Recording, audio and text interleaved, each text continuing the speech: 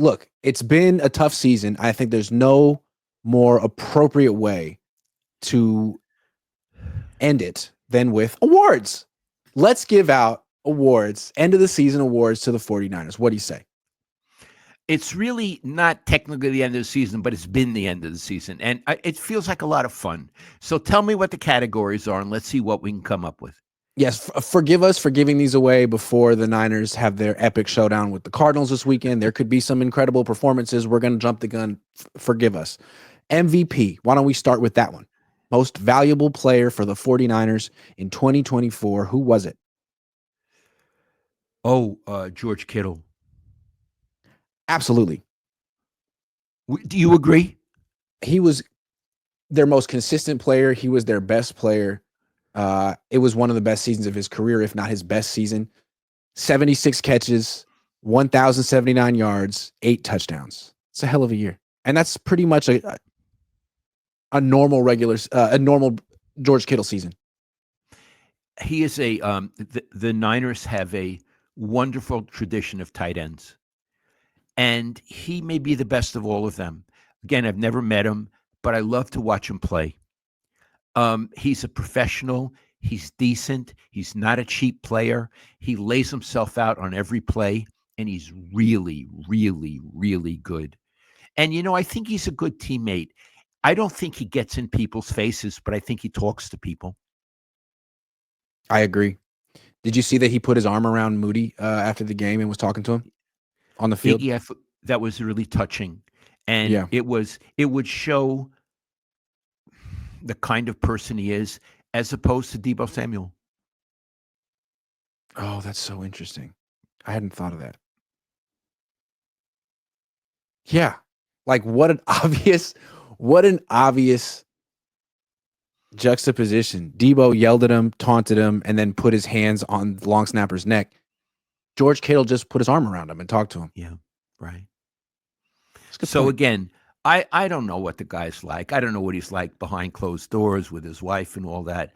But from the behavior I've observed, he's a really good teammate. And from the play I've observed, what a player. I mean, he's an all-time 49er, not just this era. He's an all-time great on the 49ers. Yeah, he in a lot of ways, he's kind of like the reincarnation of Dwight Clark. They're both about 6'5". Dwight Clark had 48 touchdowns in his career. Kittle has 45 so far. I know they play different positions, but I think what's cool about Kittle too is that if he maintains this pace and has a couple more healthy seasons, he's going to pass Terrell Owens for second place on the Niners all-time receiving list next year or the year after, and it'll be him and Jerry Rice, 1 and 2. Wow. Well, he's pretty cool. Okay, so he's the MVP. Okay. Player we admire the most. Player we admire the most. Okay, let me think a minute. I'm scanning. I'm scanning the team. On offense, is there any player I admire the most? No. What about Jordan Mason?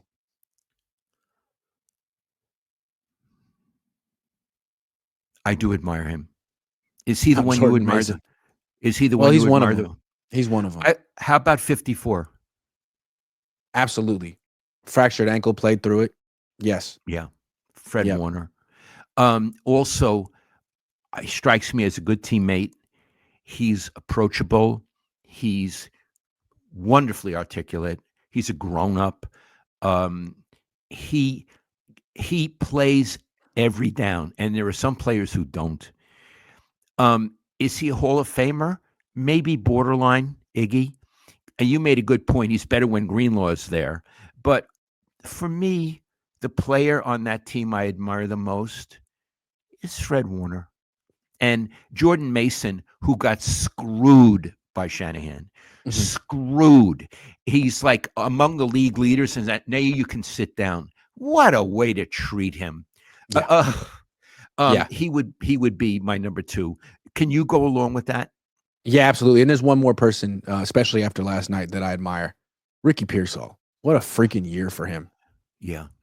I mean, from getting drafted first, all that skepticism coming from people like me, and he misses training camp. He gets shot. He comes back mid-season. They don't call plays for him. People are wondering, is he a bust? And it's like, no, I just haven't gotten my opportunity yet. And when I get it, watch what I'm going to freaking do. I admire him. He never I admire. complained. He didn't say anything. He didn't get bitter about people wondering if he's no good. People who have no idea what they're talking about. People like me. He's just really nice, happy guy, and was ready when he got the opportunity. And Iggy, he's lighthearted. Very lighthearted. He is lighthearted. And he's like, one thing I like about him, maybe he'll change, but he's a first round pick. I think if he were a diva, he would have shown it by now. He is not a diva. He is very down to earth, which is kind of rare sometimes for wide receivers. And sometimes you even give him a pass for being divas. It's like it comes with the territory. He's not. Love it. Love it. Yeah. Okay. I got another one. Most improved player. Okay. That's a good one. Most improved player. Oh, this could be wrong. I would have to at least put in the name of Juwan Jennings. I would think so. Maybe he could have done this in the past if he'd gotten more opportunities, but when he got the opportunities this year, he was freaking ready for him, and he was their most consistent wide receiver all season. He's a big-time player. And that's another example where Kyle has these players, but he doesn't use them. He's forced to use them because of what happens in real life, and it turns out the guy was great. So, yeah, again, I think who can you build around on this team? Certainly Jennings and Pearsall. I mean, Jennings wasn't a starter. They were burying him the beginning of the season. We were talking about what they could do to get him on the field more. He finally starts after Ike goes down. Now, with one game left, and he missed a couple games, he has 70 catches for 923 yards and 6 touchdowns. So he's 77 yards away from going over 1,000 this year. It's a hell of a freaking year for Juwan Jennings. Yeah. Where did that come from? Last year, Dad, he had 19 catches. Yeah, but he wasn't in the progression. Exactly. That's why you got to remember that with players like Jordan Mason, Ricky Pearsall, Juwan Jennings. Oh, they're not on the field. They're not producing. Like, you can't say that's necessarily their fault. Brock Purdy wasn't on the field. He was behind Trey Lance. This is just how Kyle Shanahan does things. On his roster. Yeah. Remember when I asked Kyle Shanahan, hey, Kyle, how come Jordan Mason, he's averaging like more than 5 yards a carry, and Elijah Mitchell's averaging like less than 4? How come Jordan Mason's third on the depth chart? What'd he say? Because he's third on the depth chart. Iggy, I think that's a direct quote. They drafted a cornerback named Samuel Womack in the 5th round, I believe in 2021, did nothing with him. 2021 didn't play him. 2022 didn't play him. 2023 didn't play him. 2024 waive him after training camp. The Colts say, oh, claim him off of waivers. He plays for them. He's good. So there could be more players like this on the 49ers. Okay, last one. Biggest disappointment. Oh, Iggy, this is so obvious. Okay? I mean, in the running for disappointment, I would have to say Brock Purdy. He's in the running. I'm sorry, Brock, but he's also not Jake Moody. Although I don't know if anyone had high expectations for him. Other than Kyle. and he's a kicker. You know. Yeah, he's a kicker. Not really a football player. Yeah, he's a kicker, but certainly Brock Purdy is in the running. Okay, and Ayuk was in the running before he went down, but then he went down.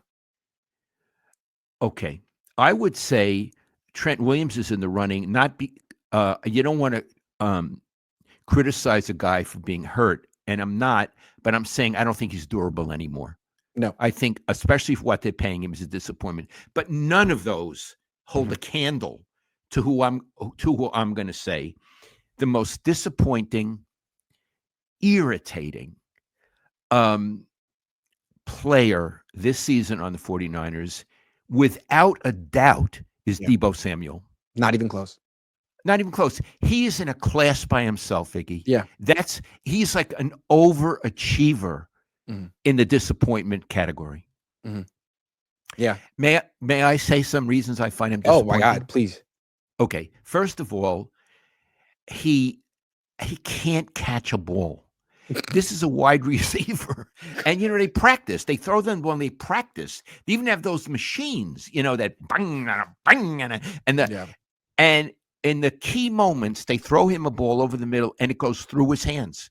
And sometimes the other guy gets it from the other team. Here's the thing, though. Before they get to the catch part, he can't get open. No, he can't beat man-to-man coverage. So if by some act of God someone falls down and he finds himself open and the ball makes its way to him, he can't catch it. Yes, it's a two-pronged process. Yes. It's a two-pronger. Yes. Okay. So he's not good at his job. Well, but we're not done with his job. Then there's the running back. Oh, yeah. I'm telling you, Iggy, I've never seen a guy. Usually you tackle a running back and he goes down. This guy flops. He looks like a mackerel out of water. Yeah. You know what I mean? He's flopping around. He's a horrible running back. Now, he's not supposed to be a running back, but I don't know. It's how the coach uses him or doesn't use him. So as a player, he's really declined. Pretty good kick returner, though. Yeah, he's very good. They pay him a lot to be a kick returner. I mean, you can't put a price on special teams, Dad. Okay. But that's not even the half of it. The rest is his attitude. And I want to say, earlier this season, he said, and this is not a quote, it's a paraphrase, but it's close. For X number of time, we've been the best team in the league. Didn't he say that, Iggy? He said that right after they lost to Minnesota, I believe. Yeah. Right after they lost. Okay. They got been the best team in the league for a while. Yeah, best team in the league for a while. In a pig's eye. Yeah. So it means he's delusional about where his team stands. And then he actually said, we're better than our record. Or it was something along those lines, right, Iggy? Yeah. We're better than said our we're record. Better than our record says. That was just a few weeks ago. We know that we're better than our record. And then, I mean, there was after the Chicago game, they won 38-13. That's their one win in the last 7 games. After that game, he had two catches for 22 yards in that game. He went on social media and complained about not getting the ball enough. The one win. He did. He complained. This is a guy on a team that's not going to make the playoffs and is losing, and he's concerned that he's not getting the ball enough. So he's not only declined as a player, but he's selfish. And also what we learned last night is he was getting the ball too much. Ricky Pearsall seriously should have been getting his targets, should have been starting for him, playing for him. Debo isn't a starting wide receiver anymore in the NFL. He's not a starting running back. He was getting the ball too much. That was the problem. And the cherry on top is he attacked the long snapper. Oh, yeah, he did that. He attacked the long snapper. So I want to say he ate the Oni. So that was from a movie called Fatso, which is a really funny movie. Yeah. It is in no way related to Debo Samuel. Sorry about that. No, it was just we had the line. Yeah. So anyway, Iggy, I would say he wins the Academy Award. You know, the Academy Award, you come out and you accept the award for disappointment. Oh, Dad. So you know how they give awards, like the team awards, and it's like the Len Eschmont Award, the Bill Walsh Award. He should get the Terrell Owens Award. Although even Terrell Owens went on the radio this year and was like, what is Debo doing? This is ridiculous. Remember that? He said it seems like Debo's more concerned with his outfit pregame than performing during the game. T.O. said that about him. Ooh, that hurts. And can I say something? Go back to the culture for a second. This team is so concerned with their pregame outfits before they lose. Isn't it humiliating to come to work dressed like that and then lose? I don't know what they look like, Iggy. I've never seen. I mean, it's like, we know that you have a lot of money, you've gotten paid, but here's the thing, Kyle. This is what Jim Harbaugh. I remember this when he got the job with the Niners. He was trying to change the culture. You could say it was corny or whatever. He gave out blue collar T-shirts. Remember this to all the players with the name tags on them, and they would go to games wearing that stuff because the idea is we're not celebrities, we're not rich, we're football players. We're not we're football players. And I don't know. I think that's the kind of culture that the Lions have, that the Chargers have, The Niners are really they're a bunch of famous players. They've been in a bunch of big games who think really highly of themselves and think that they've been the best team for a long time, and somehow they don't have to keep proving it. They've proved it already. Yeah, like that now they're like red carpet status. Like, no, you're not. You're freaking football. All these podcasts, like, no, you're not celebrities. You're football players. And you're not very good at it anymore. No one cares about the podcast of a 6-10 team. Right. So I want to come back to Debo. He wins the all-time award for disappointing players this season. I've had other disappointing players. And to tell you the truth, T.O. would have been one of them at certain points because of his attitude. Although T.O. was a far better player than Debo Samuel. T.O. was really gifted, no question. And maybe Debo had 1 or 2 seasons where he seemed really gifted, but Iggy, he's so on the decline. They have to get rid of him. They have to have to for his attitude and for how he plays. How much confidence do you have that they'll get rid of him? 50-50. How about you? Me too. 50-50. I don't know. Now, the fact that they kind of muted him last night gives me hope.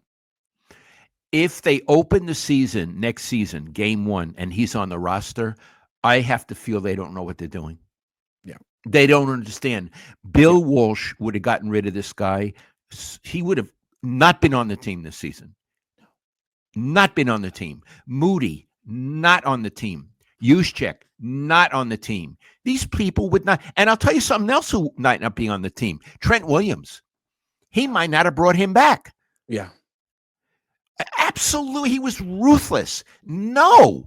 And they paid him a lot of money, and then he missed half the season. Yeah, he was ruthless. Ask Charlie Young. Ask Russ Francis. Yeah. Well, yeah. Yeah. So, anyway, are those all our awards? Yeah, I have to say so. I don't think Debo's going to want to answer your questions. Oh anymore. No! I was working it out with him. I was this close.